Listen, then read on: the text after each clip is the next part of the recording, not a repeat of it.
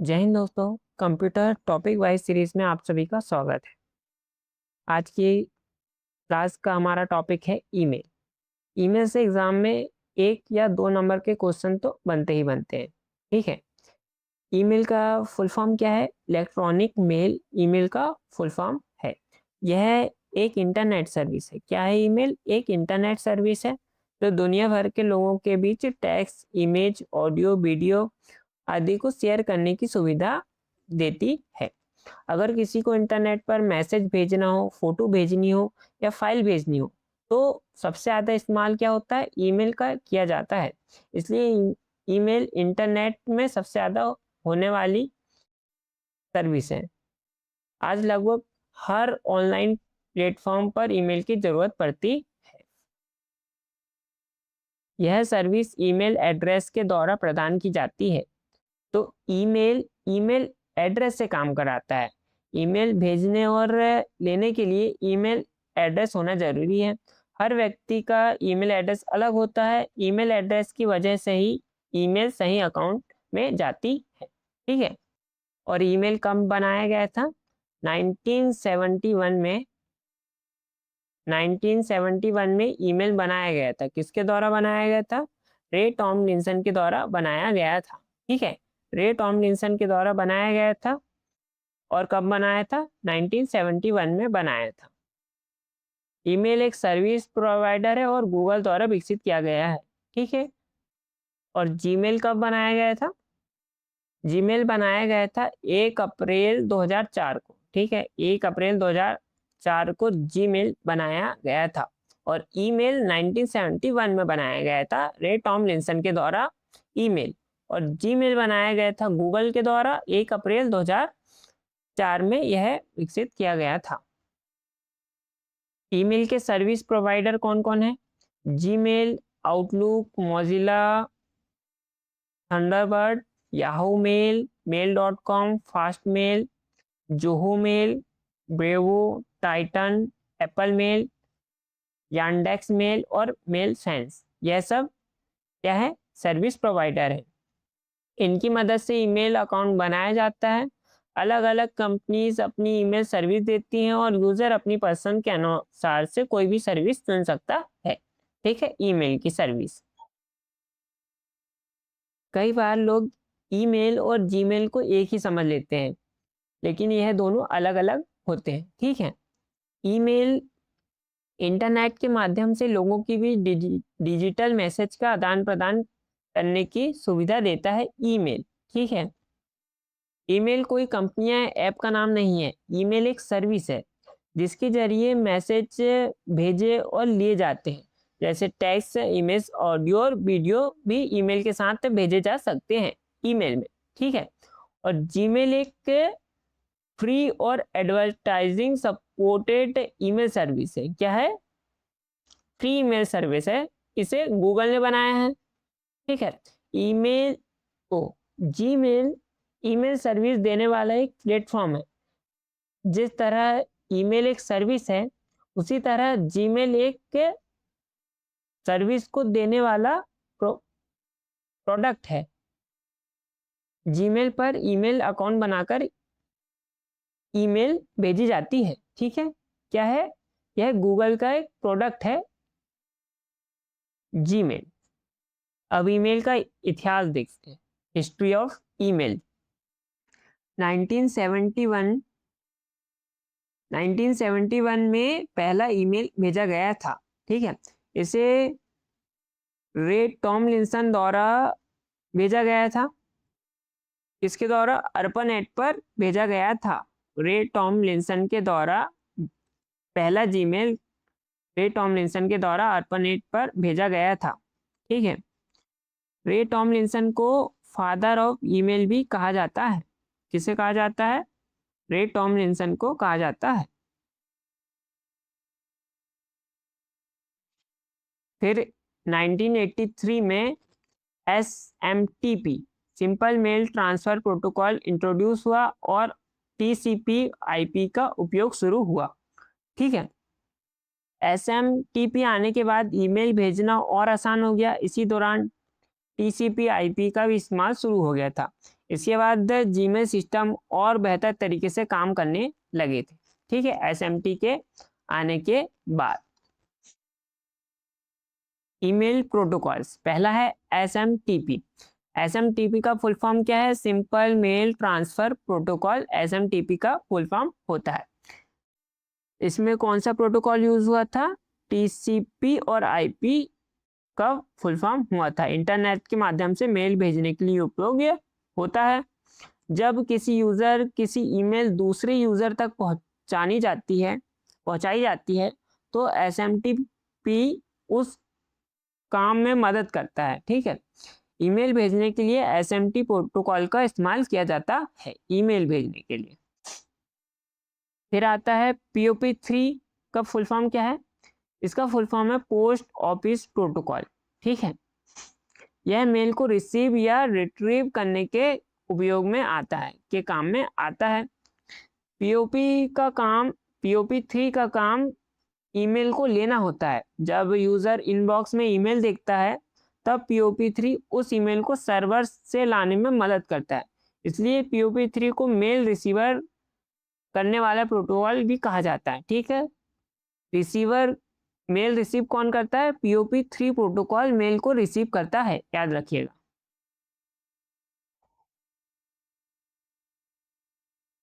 IMAP, इसका full form क्या होता है? इंटरनेट मेल एक्सेस प्रोटोकॉल होता है। यह एक प्रोटोकॉल है जो ईमेल को बिना डाउनलोड किए एक्सेस करने की सुविधा देती है, ठीक है। IMAP में ईमेल को पहले डाउनलोड करना जरूरी नहीं होता। ईमेल सीधे मेल सर्वर पर ही देखी जा सकती है, इसलिए यूजर अपनी ईमेल को आसानी से एक्सेस कर सकता है। आज कई ईमेल सर्विस में IMAP का ही इस्तेमाल किया जाता है, ठीक है, ईमेल सर्विस। फिर आता है MIME। इसका फुल फॉर्म होता है मल्टीपर्पज इंटरनेट मेल एक्सटेंशन। यह क्या होता है? यह यूजर को टेक्स्ट के अलावा इमेज, ऑडियो, वीडियो जैसी फाइल सेंड रिसीव करने की सुविधा देता है। कौन? MIME, multipurpose internet mail extension. शुरू में ईमेल में केवल टेक्स्ट भेजा जाता था। MIME के आने के बाद इमेज, ऑडियो और वीडियो जैसी फाइल भी ईमेल के साथ भेजी जा सकती है, ठीक है। जब कोई व्यक्ति ईमेल भेजता है तो उसे क्या कहा जाता है? सेंडर कहा जाता है, भेजने वाला। सेंडर की ईमेल पहले SMTP सर्वर तक जाती है। यह सर्वर ईमेल को आगे भेजने का काम करता है, ठीक है। कहाँ जाती है? SMTP सर्वर पर जाती है। फिर ईमेल इंटरनेट के माध्यम से दूसरे SMTP सर्वर तक पहुंचाती है मेल को, ठीक है। इसके बाद दूसरा SMT सर्वर ईमेल को सही रेसिपिएंट यानी ईमेल पाने वाले व्यक्ति तक पहुंचा दिया जाता है, ठीक है। आसान शब्दों में कहें तो ईमेल सीधे एक व्यक्ति से दूसरे व्यक्ति तक नहीं जाती है। बीच में SMTP सर्वर काम करते हैं जो ईमेल को सही जगह तक पहुंचाने में मदद करते हैं, ठीक है। Structure of email. टू का मतलब क्या होता है? जिस व्यक्ति को ईमेल भेजनी हो उसका ईमेल एड्रेस यहाँ लिखा जाता है। इसी एड्रेस पर ईमेल भेजी जाती है, ठीक है। फिर CC का मतलब क्या होता है? ईमेल को कॉपी भेजने वाले लोगों के एड्रेस यहाँ लिखे जाते हैं, उन्हें भी वही ईमेल मिलती है। CC का मतलब यह होता है। और BCC का मतलब क्या होता है? यहाँ लिखे गए एड्रेस अन्य लोगों को दिखाई नहीं देते। यह जानकारी केवल सेंडर और BCC वाले व्यक्ति को ही जाती है, ठीक। सब्जेक्ट में क्या आता है? सब्जेक्ट ईमेल किस बारे में है यह बताता है। सब्जेक्ट पढ़कर ईमेल का टॉपिक समझ में आता है, ठीक है, सब्जेक्ट। फिर आता है बॉडी। बॉडी ईमेल में लिखा गया संदेश क्या होता है? वह यही पर पूरी बात लिखी जाती है, ठीक है। यहाँ पे इस एरिया में पूरी बात को लिखा जाता है। सॉल्यूशन क्या होता है? ईमेल की शुरुआत में लिखा जाता है, यह सामने वाले व्यक्ति को दर्शाता है। क्लोजिंग एंड सिग्नेचर क्या होता है? डॉक्यूमेंट या ईमेल के अंत में लिखे जाते हैं, इससे पता चलता है कि ईमेल किसने भेजी है। फिर आता है अटैचमेंट। अटैचमेंट क्या होता है?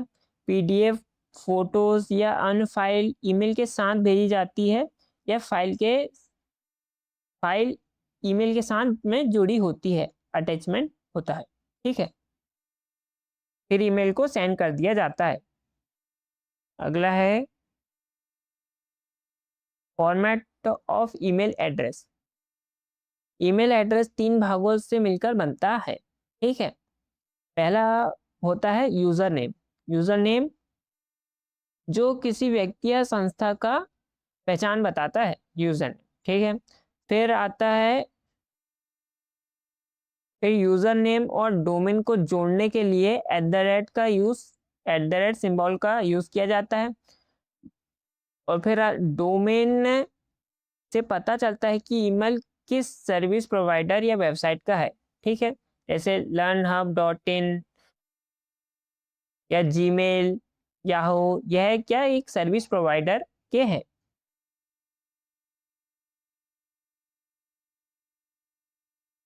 ईमेल एड्रेस बनाने के नियम। पहला क्या होता है? ईमेल एड्रेस एक यूनिक आईडी होती है जिसकी मदद से इंटरनेट पर किसी व्यक्ति तक ईमेल पहुंचाई जाती है। ईमेल, सबसे पहले रूल नंबर 1 देखते हैं। यूजर नेम 6 से 64 कैरेक्टर्स का हो सकता है। ठीक है, यानी ईमेल एड्रेस में जो नाम हम लिखते हैं उसकी लेंथ कम से कम 6 कैरेक्टर होनी चाहिए, लेकिन 64 कैरेक्टर तक हो सकती है। ठीक है, अलग अलग सर्विस प्रोवाइडर के लिए अलग लेंथ होती है, और जीमेल की लेंथ कितनी होती है? 6 से 30 कैरेक्टर तक ही होती है जीमेल की। दूसरा रूल क्या है? कैरेक्टर्स। यूजर नेम में कौन कौन से कैरेक्टर यूज कर सकते हैं? A to Z, capital, small, 0 to 9 dot का, और अंडरस्कोर का यूज करते हैं। ठीक है, थर्ड रूल क्या है? कुछ स्पेशल कैरेक्टर भी यूज नहीं कर सकते हैं। स्पेशल कैरेक्टर का यूज नहीं कर सकते, किसमें? यूजर नेम में नहीं कर सकते हैं। ठीक है, फिर चौथा रूल है ईमेल एड्रेस में स्पेस नहीं होना चाहिए। ईमेल एड्रेस में स्पेस का यूज नहीं होता है, और @ सिर्फ एक बार यूज होता है। ठीक है, ईमेल एड्रेस में यूजर नेम और डोमेन नेम को अलग करने के लिए इसका यूज होता है, @ का यूज होता है। और no special character in starting में स्पेशल कैरेक्टर का यूज नहीं किया जा सकता है, जैसे डॉट का। ठीक है,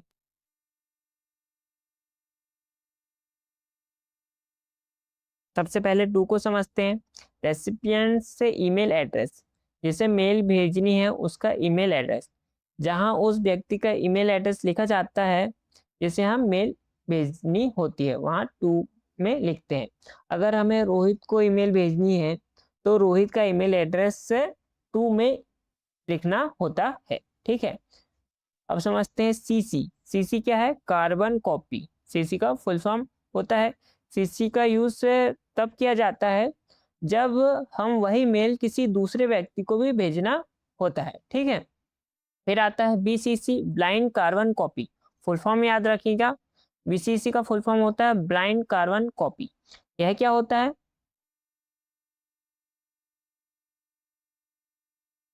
बीसीसी में जिसका ईमेल एड्रेस से लिखा जाता है वह बाकी लोगों को दिखाई नहीं देता है। ठीक है, बीसीसी में। फिर आता है फ्रॉम। यह भेजने वाले व्यक्ति का ईमेल एड्रेस का होता है, सेंडर ईमेल एड्रेस। भेजने वाले व्यक्ति का ईमेल एड्रेस होता है फॉर्म में। और सब्जेक्ट में क्या होता है? सब्जेक्ट में मेल किस बारे में है वह लिखा जाता है, यानी मेल का टॉपिक लिखा जाता है, पर्पस ऑफ मेल। फिर होता है बॉडी।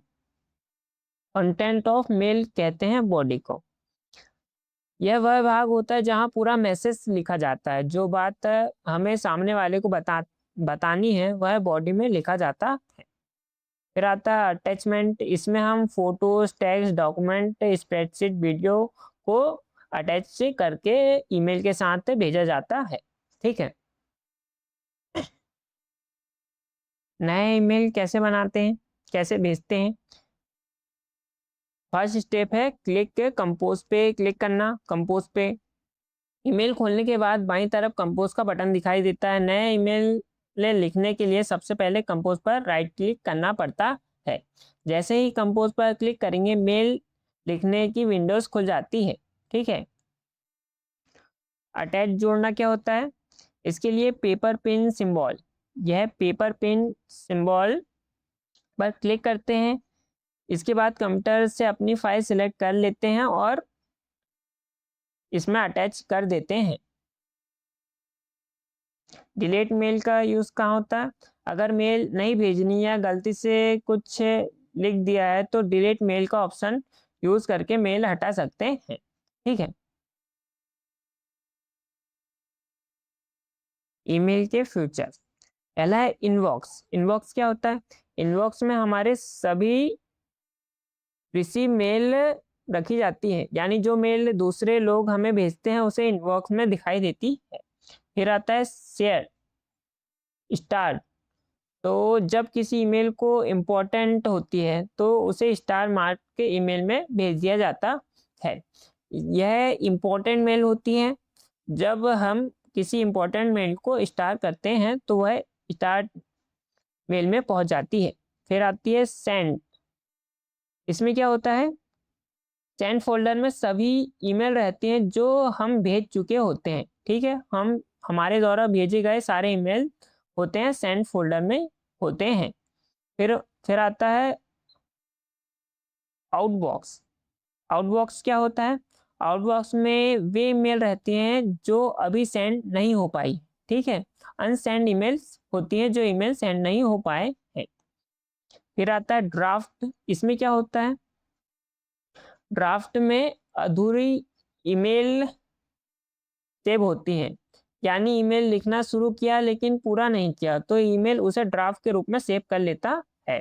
ठीक है, फिर ऑल ईमेल में क्या होता है? इस सेक्शन में जीमेल की सारी सारी ईमेल्स होती हैं। ठीक है, ऑल ईमेल्स होती हैं। स्पैम फोल्डर में क्या होता है? स्पैम फोल्डर में अनवांटेड या बेकार ईमेल्स होती हैं। अनवांटेड ईमेल होती हैं ऐसी ईमेल जिन्हें हम नहीं चाहते या जो एडवर्टाइजमेंट जैसी होती हैं, स्पैम ईमेल में जाती हैं। ट्रैश ईमेल में क्या होता है? मतलब डिलीट ईमेल से जाती है।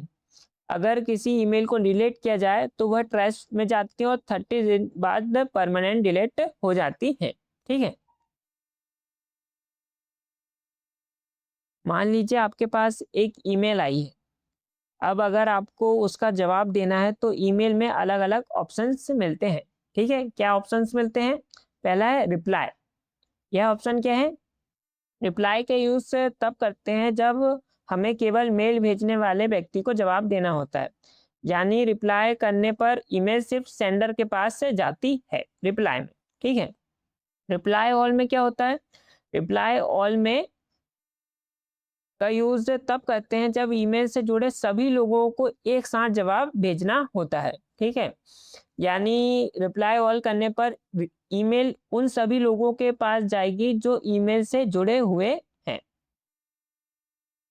जैसे कि टू में मौजूद सीसी में और बीसीसी में जो भी लोग हैं, रिप्लाई टू ऑल में सबके पास जाएगी ईमेल। फॉरवर्ड में क्या होता है?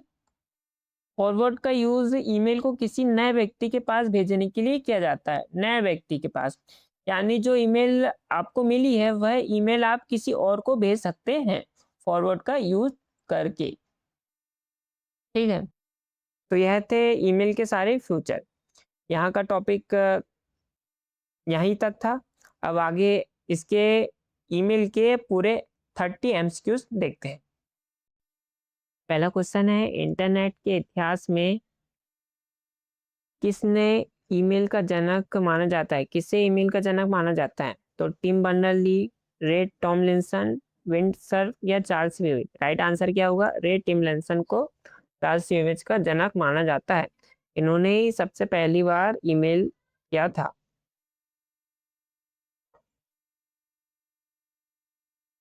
विश्व का पहला इलेक्ट्रॉनिक मेल किस वर्ष में सफलतापूर्वक भेजा गया था? तो राइट आंसर क्या होगा? 1971 में यह पहला मेल सफलतापूर्वक भेजा गया था। पहला ईमेल अर्पानेट नेटवर्क पर फाइल ट्रांसफर प्रोटोकॉल FTP का यूज करके भेजा गया था, याद रखिए। इसके बाद 1980 में SMTP प्रोटोकॉल, फिर नेटवर्क प्रोटोकॉल की शुरुआत हुई, TCP और IP की। ठीक है, नेक्स्ट क्वेश्चन है, इंटरनेट के माध्यम से किस अन्य यूजर को ईमेल भेजने के लिए किस मुख्य नेटवर्क प्रोटोकॉल का उपयोग किया जाता है? राइट आंसर होगा SMTP। SMTP simple mail transfer protocol का यूज होता है। ईमेल संचार में प्रयुक्त होने वाले POP3 प्रोटोकॉल का क्या कार्य होता है? राइट आंसर होगा ऑप्शन बी, मेल सर्वर से ईमेल प्राप्त करने के लिए, रिसीव करने के लिए इसका यूज होता है। इसका फुल फॉर्म क्या होता है? पोस्ट ऑफिस प्रोटोकॉल होता है इसका फुल फॉर्म। ठीक है, मैसेज डाउनलोड करने में सहायक होता है।